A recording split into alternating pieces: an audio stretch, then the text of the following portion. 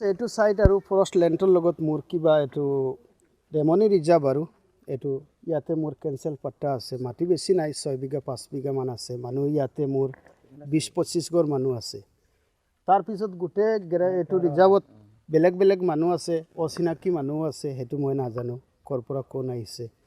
ইয়াতে মোৰ এটা দলাল চক্ৰ আছে, ৰাতি 20,000 30,000 লয়। সেইবিলাক ফৰেষ্ট ডিপাৰ্টমেণ্টৰ মাটিটো সি দি দিব, নিজে পাট্টা বনাই সি নিজে পাট্টা চাট্টা দি দিব।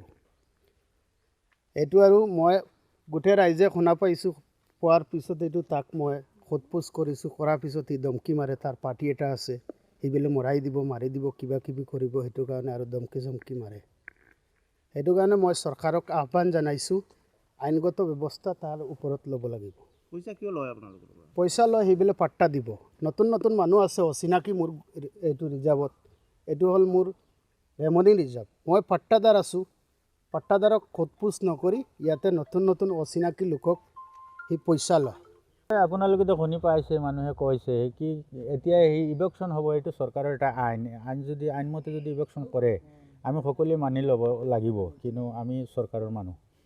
আৰু মুখ্যমন্ত্ৰী ডাঙৰীয়াক এটা অনুৰোধ জনাম যে আমিও এই দেশৰ নাগৰিক, আমাক যদি উচ্ছেদ নকৰাকৈ যদি ৰখা যায় তেনেহ'লে এটা ব্যৱস্থা কৰি আমাকো এটা সুবিধা দিয়াৰ কাৰণে আহ্বান জনাম। আৰু কথা হ'ল ইয়াতে এটা কথাটো হ'ল এই ফৰেষ্টৰ মাটি মাফিয়া বুলি এটা শব্দ যিটো আপোনালোকে শুনা পাইছে, সেইটো হ'ল ইয়াতে ফৰেষ্টৰৰ মাটি মাজে মাজে কাৰোবাৰ উচ্ছেদ হ'ব আৰু কাৰোবাৰ বাচি যাব। মাজে মাজে এনেকুৱা কোনো ছিষ্টেম হ'ব পাৰে নেকি? কিন্তু মানুহে তাৰপিছতো এটা মাফিয়া দল ইয়াত আছে। আমি 2-4 দিনৰ ভিতৰত আমি গাঁৱে আলোচনা কৰি আছোঁ, এনেই মানুহজনৰ নামটো উল্লেখ কৰিম।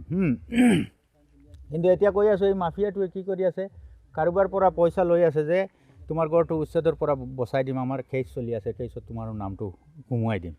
গতিকে এই আৰু যোনে যোনে পইচা দিছে সিহঁতৰ এই ক্ৰছ চিনটো মাৰা নাই।